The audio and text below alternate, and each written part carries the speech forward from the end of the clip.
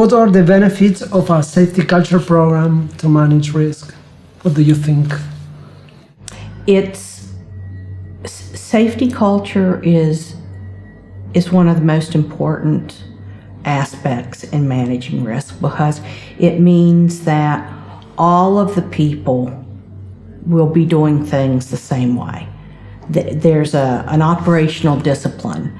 That they do things the right way every time. And there's a conduct of operation, that they follow the procedures. And this is seen very much in the airline industry. And we borrow from the airline industry on their flight checks and some of the different things that they do, so that we can instill that.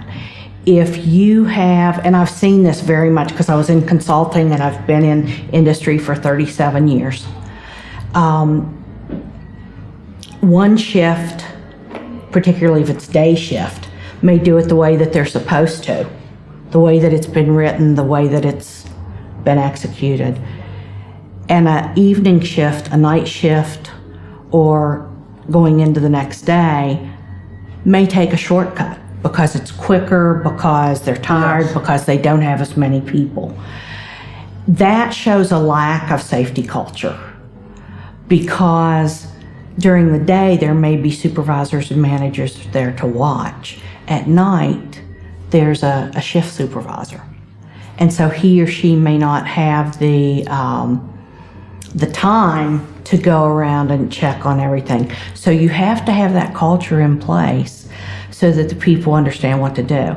And another example of poor process safety culture that I've actually experienced in manufacturing is coming into a control room when someone's sitting in a chair and you can see him hit an acknowledgement button.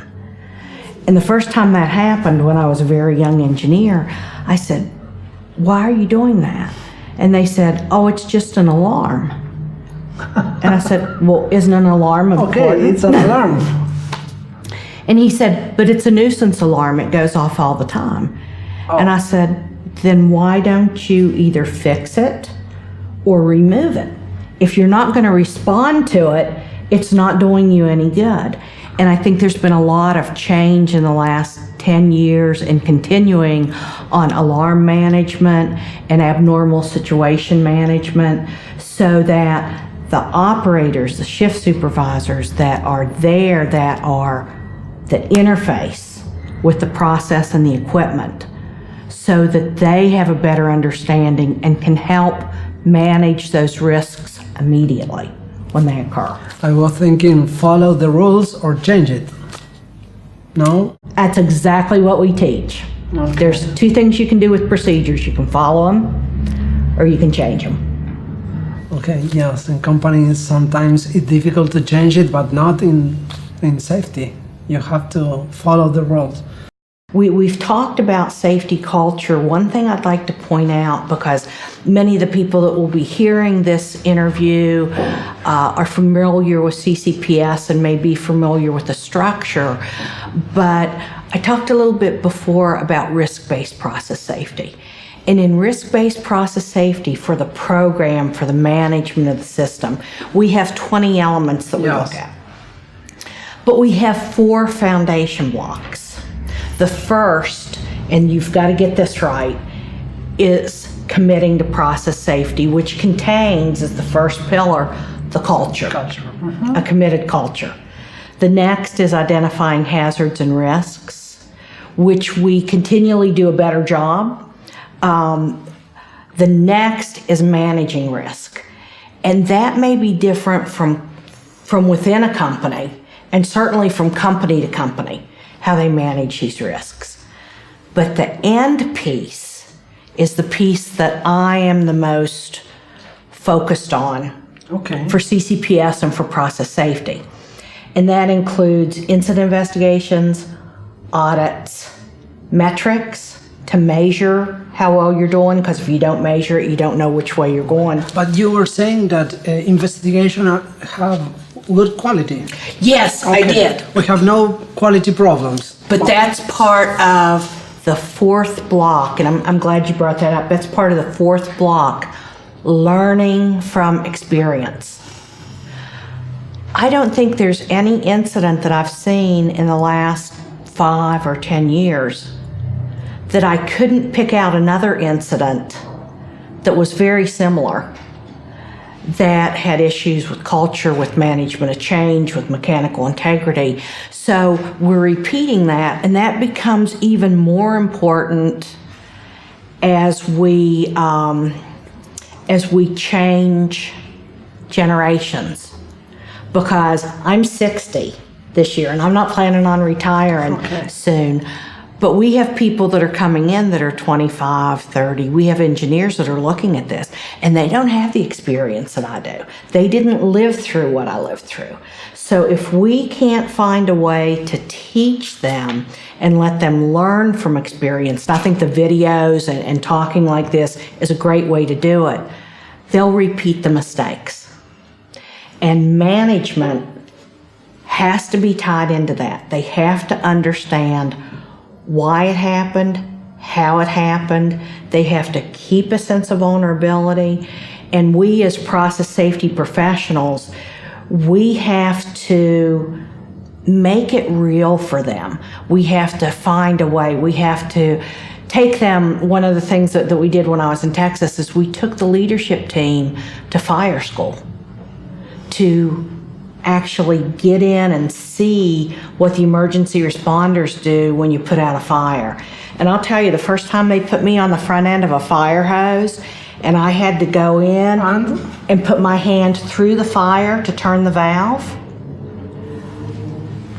it was a life-changing moment for me.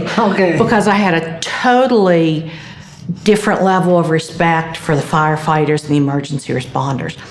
But what they do, they train and they drill and they execute. And I think that's where we fall down sometimes in learning from experiences, is we may train after an incident happens, or we may update the equipment or update procedures. But then we kind of fall off and we don't go through the drills and let's talk about why this is important again, so that the next time an incident happens or an emergency happens, we've got it, people in their mind are thinking we're vulnerable because we know that even if it didn't happen to us, we know that happened before and it can happen here. So when it does happen here, we're ready and we know what to do. And I think it's this piece of continual learning, continuing, and that's why these conferences are good, and that's why the videos are good, because people can go back anytime they want and look at that information. And according to your experience, what is the key to cultural change? Leadership, maybe? Leadership is really, leadership has to drive change.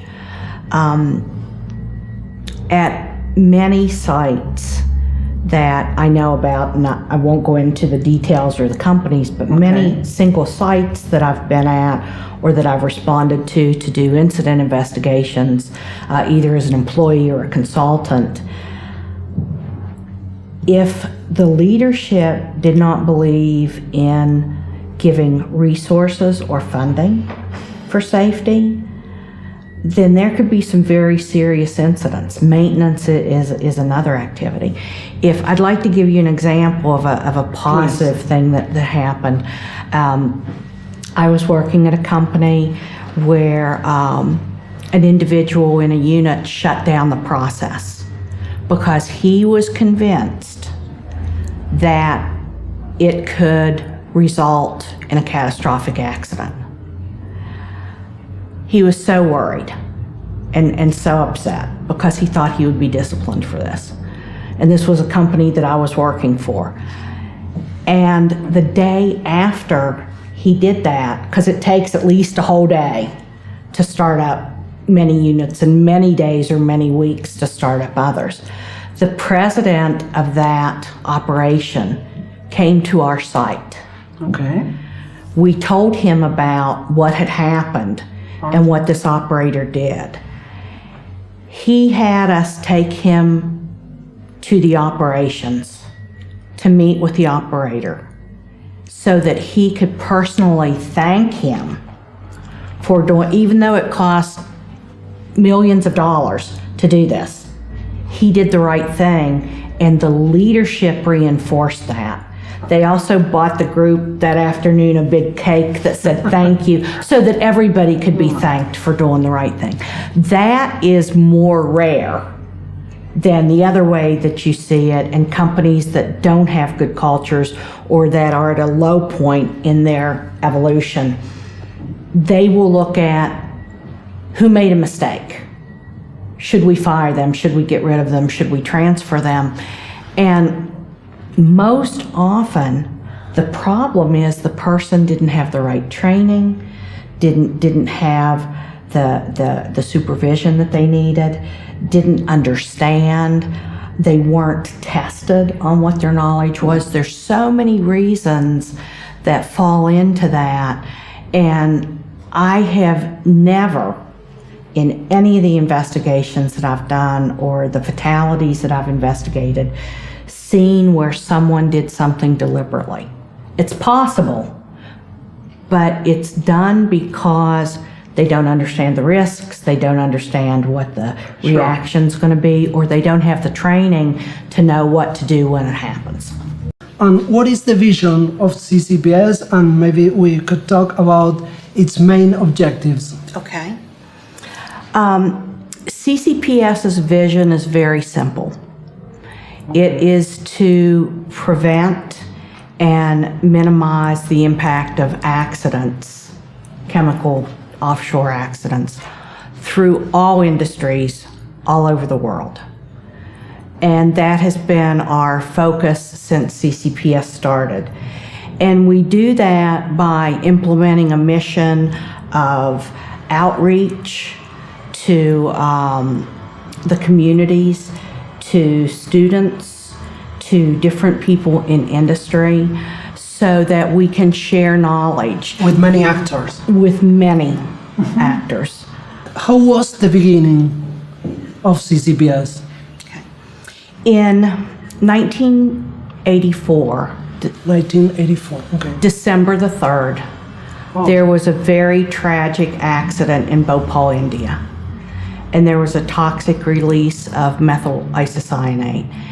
And tens of thousands of people were affected, many deaths, thousands of deaths, and hundreds of thousands of people that were impacted from a health standpoint from their home. And there were 10 companies that went to the American Institute of Chemical Engineers and said, we want this never to happen again in the world.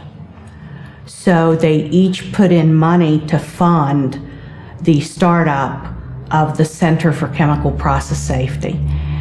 Okay. And from when the event occurred in December to March, they were able to make that happen.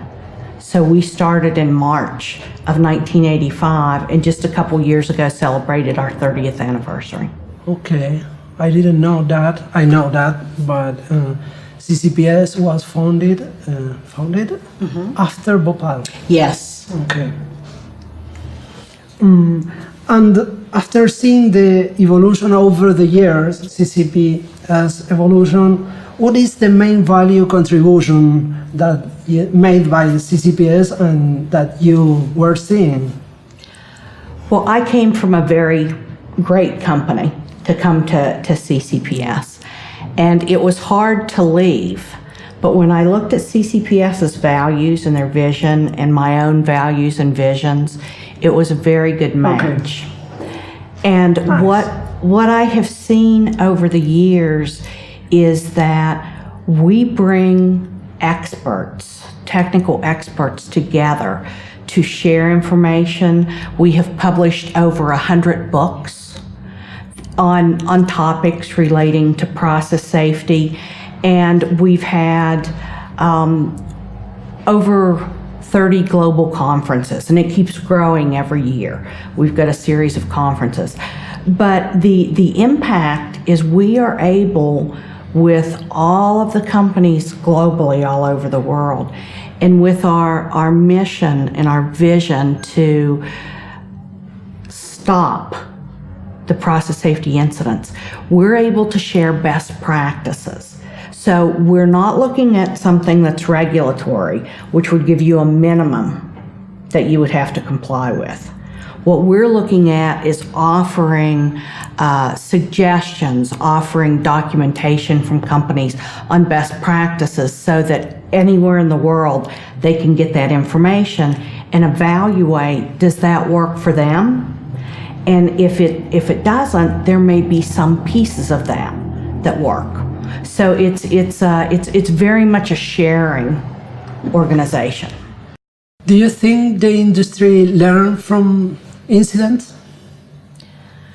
That is a really tough question, Martine. From the most significant incidents like Piper Alpha and Bhopal, Macondo, we have had great learnings from that. Okay. But when we have significant incidents in a company or an industry, I think we do an excellent job of doing the incident investigation. We find out what happened, why it happened, when it happened. And if we implement our findings right away and not just use it for that plant or that unit or that oil rig, but spread it out to the rest of our company, our other sites, our other operations, and can share that around the world, then I think we have a really good chance of learning from incidents. But I don't think that happens the majority of the time. I think that what happens the majority of the time is they get the incident investigation done, they put it in a file, they may change, we may change how something is done. But if we can't keep that alive and keep the interest of people and make them understand, keep a sense of vulnerability, Of course. then we see the same incidents over and over and over. One of the presentations from one of the large companies yesterday, in the closing of the conference here for the 8th Latin American Conference on Process Safety, was the same incident happened 3 times. The same incident. The same incident on the same equipment in 2011, 2013, 2016. I might have the dates off, but it was in a very short period of time to the same piece of equipment. That is, in sharing that, I think took a lot of courage on the part of the company to say, we've identified that we didn't learn from this incident. If you had to define what safety culture is, what would you say? Safety culture is how the employees interpret and then execute the values of the companies that are relating to safety. Okay.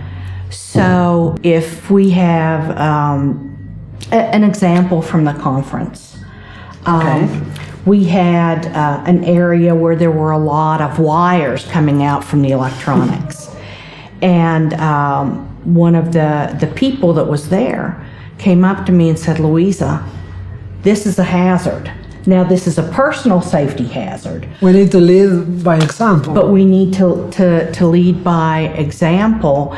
And I think that with the presentations that were made, they showed how the companies were leading, what they were doing. Not just, this is what you need to do, but this is what we did.